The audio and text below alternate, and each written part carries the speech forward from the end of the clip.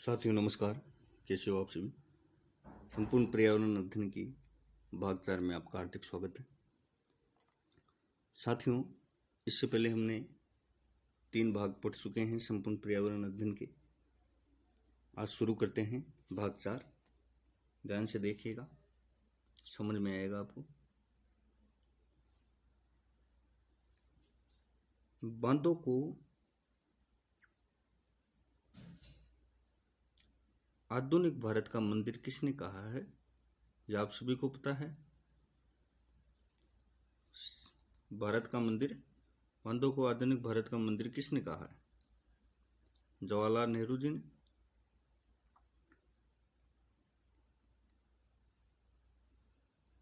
जवाहरलाल नेहरू जी ने। राजस्थान में जैसलमेर में खंडेन और जोहड़, खंडेन और जोहड़ शुष्क और अर्धशुष्क क्षेत्रों में वर्षा जल संग्रहण के 2 उदाहरण हैं। राजस्थान में देखो, खंडेन और जोहड़ शुष्क और अर्धशुष्क क्षेत्रों में वर्षा जल संग्रहण के उदाहरण है। साथियों, कृषि को 2 प्रकार में बांटा गया है, आप सभी को पता है। एक जीवन निर्वाह कृषि, एक व्यापारिक कृषि। जीवन निर्वाह है और व्यापारिक कृषि को 2 भागों में बांटा गया है, जीवन निर्वाह कृषि और व्यापारिक कृषि। जीवन निर्वाह कृषि में भाई अपने परिवार का भरण पोषण करने के लिए ये कृषि की जाती है। व्यापारिक कृषि में व्यापारिक उद्देश्य से कृषि की जाती है।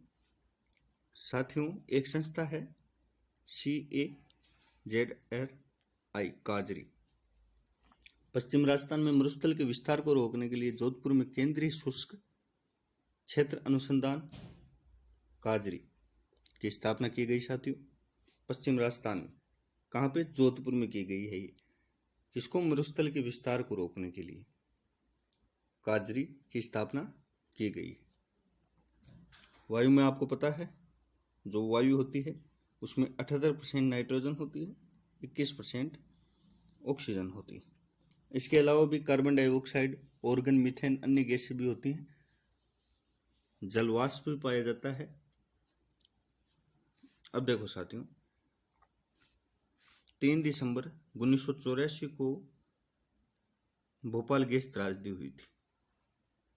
3 दिसंबर 1984 को हुए भोपाल गैस कांड को विश्व की प्रमुख रासायनिक दुर्घटना के रूप में इसको जाना जाता है, भोपाल गैस त्रासदी को। देखो साथियों, जो वायु को संदूषित करते हैं यानी वायु को प्रदूषित करते हैं, वो वायु प्रदूषक कहलाते हैं। वाहनों के धुएं में carbon monoxide CO, carbon monoxide, carbon dioxide CO2, nitrogen के ऑक्साइड NO2 आदि प्रदूषक होते हैं। अब देखो साथियों, जो संसाधन होते हैं वो भी 2 प्रकार में बांटे गए हैं, नवीकरणीय और अनवीकरणीय। जो नवीकरणीय संसाधन होते हैं उनको उपलब्ध चीजों से वापस बनाया जा सकता है, जैसे जल से जल विद्युत का बनाना, सौर ऊर्जा का बनाना, पवन ऊर्जा का बनाना, बायोगैस का बनाना। इस प्रकार से नवीकरणीय संसाधन है जिनको जो उपलब्ध चीजें हैं उनसे बार बार निर्मित कर सकते हैं। अनवीकरणीय जैसे पेट्रोलियम, एक बार समाप्त होने के बाद करोड़ों वर्ष लग जाते हैं उसको वापस बनाने में। वो कुदरत बनाती है लेकिन उसको करोड़ों वर्ष लगते हैं। जैसे कोयला, ये समाप्त होने के बाद में करोड़ों वर्ष बाद में बनता है। तो अनवीकरणीय संसाधन है, नवीकरणीय और अनवीकरणीय। इनको पुनः उपलब्ध संसाधनों से बनाया जा सकता है, जैसे जल विद्युत, सौर ऊर्जा। अनवीकरणीय संसाधन एक बार समाप्त होने के कगार पर वापस नहीं बनाया जा सकता। ठीक है। कोयले के 4 प्रकार होते हैं, आप सभी को पता है। एंथ्रेसाइट, बिटुमिनस, लिग्नाइट और पीट। एंथ्रेसाइट जो होता है वो सर्वश्रेष्ठ कोयला माना जाता है, क्योंकि इसमें 80% तक कार्बन मौजूद होता है। 80% तक एंथ्रेसाइट में। 4 प्रकार होते हैं, एंथ्रेसाइट, बिटुमिनस, लिग्नाइट, पीट। देखो, भारत में खनिज तेल सर्वप्रथम असम में खोजा गया। कहाँ खोजा गया साथियों? असम में। वर्तमान में भारत का प्रमुख तेल उत्पादन क्षेत्र बॉम्बे हाई है, जो अरब सागर में स्थित है। अब देखो, जो राजस्थान की प्रमुख जल विद्युत परियोजना है चंबल एवं माही बजाज सागर है। राजस्थान की प्रमुख जल परियोजना चंबल व माही बजाज सागर है साथियों। अब देखो, भारत में आसमान में दिखने वाले 7 तारों के समूह को क्या कहते हैं? सप्तऋषि मंडल कहते हैं।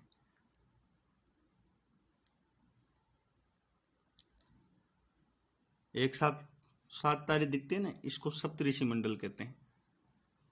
अब पोल स्टार को हिंदू धर्म में ग्रंथों में ध्रुव तारा कहते हैं। ध्रुव तारा, ध्रुव का अर्थ होता है अटल, एक ही स्थान पर रहने वाला, अटल। ठीक है, अटल या स्थिर भी अपन बोल सकते हैं। ध्रुव का अर्थ होता है स्थिर या अटल। ध्रुव तारे को क्या पोल स्टार बोलते हैं और जगह इस तारे को हिंदू धर्म ग्रंथों में से ध्रुव तारा बोलते हैं। ध्रुव तारा का अर्थ होता है, शाब्दिक अर्थ होता है अटल या स्थिर। अब देखो साथियों, वर्तमान में जो ब्रह्मांड की उत्पत्ति है उसका सर्वमान्य सिद्धांत है big bang theory. Big bang theory, और भी कई थ्योरियां हैं, लेकिन सर्वमान्य सिद्धांत यही है बिग बैंग थ्योरी, ब्रह्मांड की उत्पत्ति का। आसमान में फैले जो तारे हैं, उल्का ग्रह हैं, उपग्रह हैं, धूमकेतु हैं आदि, जिनमें हमारी पृथ्वी, सूर्य और चंद्रमा भी शामिल है, उन्हें खगोलीय पिंड कहा करते हैं साथियों। सौरमंडल में दुग्ध मेघला नामक मंदाकिनी का हम सदस्य हैं। सूर्य का प्रकाश, देखो साथियों, सूर्य का प्रकाश पृथ्वी पर आने में समय लेता है 8 मिनट और 19 सेकंड का। 8 मिनट 19 सेकंड का समय लेता है सूर्य का प्रकाश पृथ्वी तक पहुंचने में। समझ में आया यहाँ तक? आगे चलो।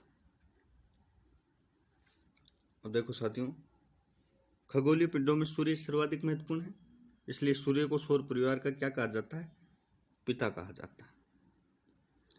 अब देखो, सन 2006 तक प्लूटो को भी हम ग्रह मानते थे, लेकिन वैज्ञानिकों ने इसे बोना ग्रह माना है, बोने ग्रह के रूप में माना है। बोना ग्रह क्या होता है? बोना ग्रह वो होता है ऐसा पिंड जो सूर्य की परिक्रमा करता है और दूसरे पिंडों का रास्ता काटता है, वो क्या है? बोना ग्रह। पृथ्वी का केवल एक ही उपग्रह है, वो कौन सा है? चंद्रमा। पृथ्वी का सिर्फ एक उपग्रह है, चंद्रमा। ठीक है साथियों, समझ में आया? अब देखो, सूर्य से दूरी के हिसाब से ग्रह सबसे नजदीक है बुध सूर्य के, फिर है शुक्र, फिर है पृथ्वी, फिर है मंगल। ये हैं आंतरिक ग्रह। अब बाह्य ग्रह, फिर है बृहस्पति, फिर है शनि, फिर है अरुण और वरुण। बुध, शुक्र, पृथ्वी, मंगल, बृहस्पति, शनि, अरुण, वरुण साथियों। अब देखो, बुध ग्रह की बात करते हैं। जो बुध ग्रह है, यह सूर्य के सबसे निकटतम ग्रह है और छोटा ग्रह है। बुध सूर्य के चारों ओर चक्कर लगाने में 88 दिनों का समय लेता है और अपने अक्ष पर घूमने में 59 दिनों का समय लेता है। 59 दिनों में चक्कर पूरा करता है। सूर्य के चारों तरफ घूमने में 28 दिनों का, अपने अक्ष पर 59 59। अब शुक्र ग्रह, इसको भोर का व सांझ का तारा कहते हैं। सांझ का तारा, इसको भोर का व सांझ का तारा कहते हैं साथियों। यह सूर्य के चारों तरफ घूमने में 255 दिन का समय लेता है। अपने ध्रुव में 243 यानी अपने अक्ष पर 243 दिनों का में चक्र पूरा करता है। अब पृथ्वी, अब साथियों पृथ्वी, यह सूर्य से दूरी के हिसाब से तीसरा ग्रह है। क्षेत्रफल की दृष्टि से 5वां ग्रह है। सूर्य की दूरी के हिसाब से तीसरा क्षेत्रफल के हिसाब से 5वां। ठीक है। पृथ्वी के लगभग 71% भाग पर जल पाया जाता है, 29% भाग पर स्थल मंडल है। जल की उपस्थिति के कारण ही पृथ्वी को क्या कहा जाता है? नीला ग्रह कहा जाता है। पृथ्वी में जल है, इस कारण इसको नीला ग्रह कहा जाता है। पृथ्वी अपने अक्ष पर 23.5 डिग्री झुकी हुई है, 23.5 डिग्री अक्षांश पर झुकी हुई है अपने अक्ष पर। यह प्रश्न पूछा जाता है। पृथ्वी अपने अक्ष पर 23.5 डिग्री अक्षांश पर झुकी हुई है। अब देखो, पृथ्वी अपने अक्ष पर घूमने में 23 घंटे, अपने अक्ष पर घूमने में 23 घंटे 56 मिनट और 4.09 सेकंड का समय लेती है। इसलिए ही रात और दिन होते हैं। ठीक है। चंद्रमा पृथ्वी के चारों ओर, जो चंद्रमा है अपना, वो पृथ्वी के चारों ओर घूमने में 27 दिन 7 घंटे में चक्कर पूरा करता है। ठीक है। आगे बात करेंगे मंगल ग्रह की। मंगल ग्रह है साथियों, ये सूर्य से दूरी में चौथा ग्रह है। ये अपने अक्ष पर एक दिन में चक्कर लगाता है। मंगल ग्रह को लाल ग्रह भी कहते हैं, इसको लाल ग्रह भी कहा जाता है साथियों। लाल ग्रह, मंगल ग्रह को लाल ग्रह भी कहा जाता है। अब देखो साथियों, मंगल ग्रह, पृथ्वी ग्रह, शुक्र ग्रह और बुध, ये सभी आंतरिक ग्रह में आते हैं। अब बाहरी ग्रह में बृहस्पति आता है। बृहस्पति, शनि और अरुण वरुण। बृहस्पति ये सूर्य सौरमंडल का सबसे बड़ा ग्रह, सबसे बड़ा ग्रह, इंपॉर्टेंट बात है, सबसे बड़ा ग्रह। और सबसे छोटा बात करा था हमने, बुध सबसे बड़ा ग्रह है सौरमंडल का। ये सूर्य की परिक्रमा में 11.9 वर्ष में करता है। अब शनि दूसरा बड़ा ग्रह है। शनि है वो दूसरा बड़ा ग्रह है पृथ्वी का, वो अपने सौरमंडल का, सूर्य अपने सौरमंडल का दूसरा सबसे बड़ा ग्रह है। ये 29.5 वर्ष में परिक्रमा करता है सूर्य की। अब अरुण और वरुण, अब साथियों देखो, जो अरुण है, इस ग्रह की खोज 1781 में हुई थी, सर विलियम हर्शल ने की थी। सूर्य की परिक्रमा ये 84 वर्ष में करता है, 84 वर्ष में। और वरुण, इसको 1846 ईस्वी में खोजा गया, 1846 ईस्वी में खोजा गया। जर्मन खगोलीय जोहन गाले ने इसको खोजा। यह सूर्य की परिक्रमा 164 वर्षों में पूरी करती है। कितना? 164 वर्षों में। और अपने ध्रुव पर 16 घंटों में चक्कर लगाता है। अब देखो चंद्रमा साथियों, चंद्रमा पृथ्वी का एकमात्र प्राकृतिक उपग्रह है। सही है। अब देखो, महीने में एक ही बार चंद्रमा का पूर्ण प्रकाशित रूप पृथ्वी के सामने आता है, इसे हम पूर्णिमा कहते हैं। महीने में एक बार आता है, पूर्ण रूप से चंद्रमा चमका हुआ हमें नजर आता है, इसे हम पूर्णिमा कहते हैं। इसी तरह महीने के एक बार चंद्रमा का अप्रकाशित रूप हमारे सामने आता है, इसको हम अमावस्या कहते हैं, अमावस्या कहते हैं। साथी समझ में आया? भारत में चांद के बढ़ते हुए पखवाड़े को शुक्ल पक्ष कहा जाता है। चांद जब बढ़ता हुआ रहता है शुक्ल पक्ष कहा जाता है। घटते हुए को कृष्ण पक्ष कहा जाता है, कृष्ण पक्ष।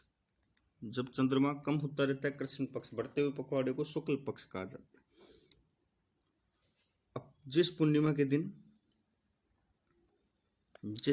दिन सूर्य,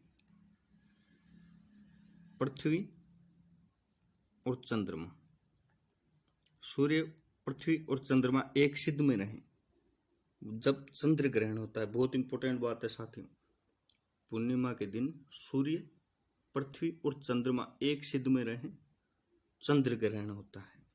कौन सा ग्रहण होता है? चंद्र ग्रहण। और अमावस्या को सूर्य, चंद्रमा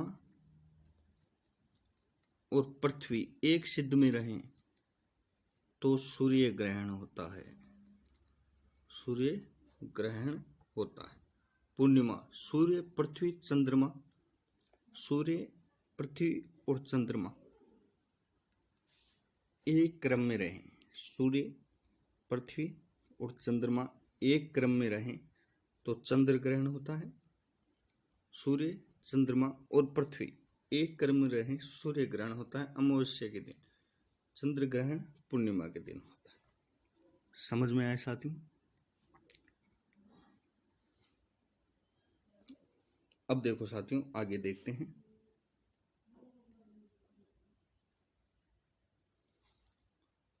राकेश शर्मा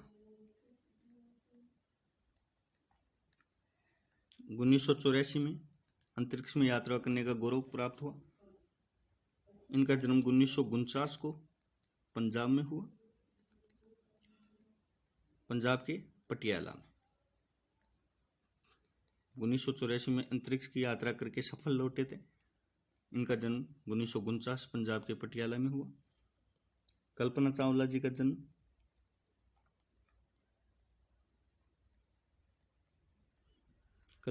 जी का जन्म हरियाणा में हुआ, हरियाणा के करनाल में।